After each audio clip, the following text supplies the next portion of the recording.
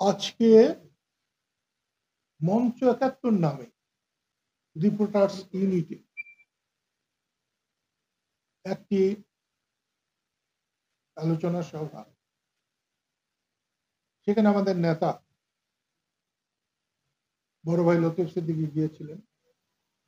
Doctor Kamal হোসেনের তিনি প্রধান অতিথি ছিলেন। জেড আই খান পান্না তিনি আমন্ত্রিত ছিলেন। ঠিক এ সময় পুলিশরা বলেছে কয়েকশো, কিন্তু আয়োজকরা আমাকে বলেছে ১৭ নিচে, ১০০-এর নিচে মপ দিয়ে তাদের অনুষ্ঠান আলোচনা বানচাল করে দিয়েছে।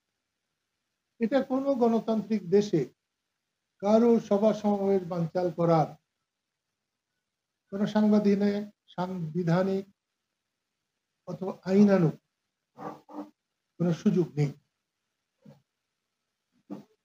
তাদের এখনো ডিবি অফিসে রাখা হয়েছে। আপনারা জানেন লতিফ ভাই অন্য ধরনের মানুষ। লতিফ সিদ্দিকীর জন্ম না হলে টাঙ্গাইলের রাজনীতি অনেক কিছুই, যেমন বঙ্গবন্ধুর জন্ম না হলে বাংলাদেশ হতো না, ঠিক তেমনি লতিফ সিদ্দিকীর জন্ম না হলে আমরা রাজনীতিতে আসতাম না। আমার মতো ভীরু কাপুরুষ ছোটকালের এ দুনিয়ায় দ্বিতীয়টা পাওয়া যেত না।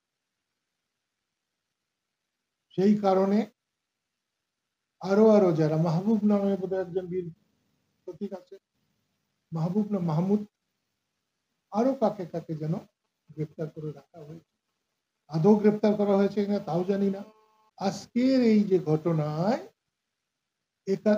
মঞ্চ ৭১-এর শ্রোতা এবং যারা বক্তা ছিলেন কম বেশি উভয়কেই পুলিশ ধরে নিয়ে গেছে।